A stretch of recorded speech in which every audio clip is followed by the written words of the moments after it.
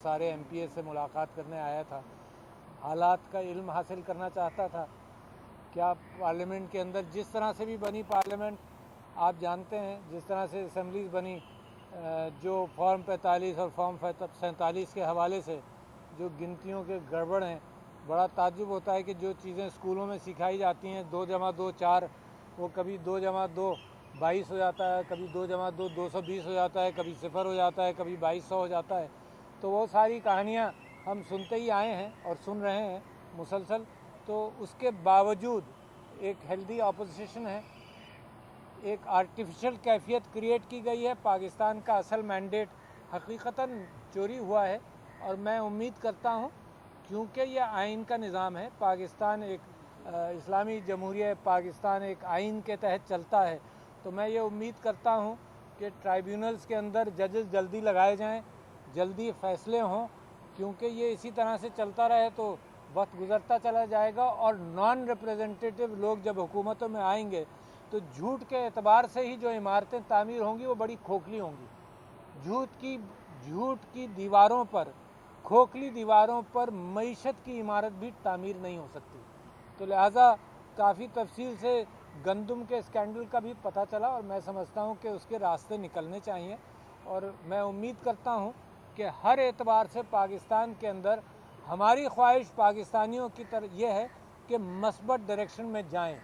ये मुनाफरत की सियासत जो है, मुनाफरत का जो काम है, ये मुनाफरत झगड़ों की बुनियाद बनता है, जंगों की बुनियाद बनता है, लड़ाई की बुनियाद बनता है और लड़ाई में कुछ हासिल नहीं। और इसके साथ साथ मैं समझता हूँ कि अदलिया की आज़ादी और प्रेस की आज़ादी भी बेइंतहा ज़रूरी है।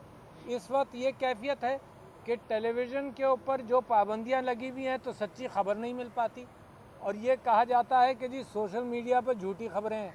अगर सोशल मीडिया पर झूठी खबरें हैं तो गज़ा का इल्म कैसे होता हमको, है ना। ये तो आप हमेशा जानते हैं कि अखबारों के अंदर भी जेलो जर्नलिज्म होता था, एक एक सफ़े के अखबार पढ़ते थे, लोग खुद ही तमीज़ कर लेते थे कि कहाँ से सच और कहाँ से झूठ है। ये नहीं होता कि सारी चीज़ें बंद करके रख दी जाएं और एक ही फोरम रहे ख़बरों का और इत्तलात का। तो नतीजा ये है कि इस वक्त टेलीविज़न की व्यूअरशिप बहुत ही कम हो गई है। ये टेलीविज़न अब चलेगा सिर्फ इस बुनियाद पर कि जो इश्तिहार सरकारी जाएंगे उसी की बुनियाद पर चलेगा। असल ख़बर मीडियम मुख्तलिफ हो गए हैं, वहाँ से सच मिलेगा। और मैं फिर भी तारीफ़ करता हूँ, बंद होने के बावजूद लोगों को मिल रहा है। दूसरी तरफ मैं आपसे ये भी बात कर दूँ कि सिर्फ एक ही तरफ की जब खबरें आती हैं तो अफवाहों पर लोगों को यकीन होता है। अगर एक ख़बर ये आएगी कि एक चोरी हुई है तो अफवाहों में ये बात बनेगी कि 5 चोरियाँ हुई हैं। एक डकैती हुई है तो लोग कहेंगे नहीं 10 डकैतियाँ हुई हैं।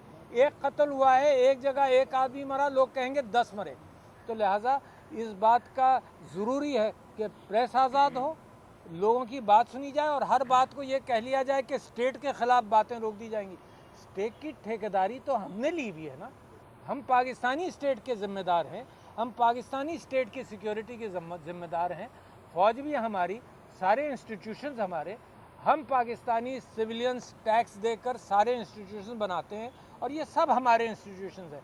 अगर इंस्टीट्यूशंस के अंदर कॉन्फ्लिक्ट हो, अगर इंस्टीट्यूशंस अपनी ज़िम्मेदारी पूरी ना करें तो हमारा फ़र्ज़ बनता है कि वो इंस्टीट्यूशंस ठीक हों।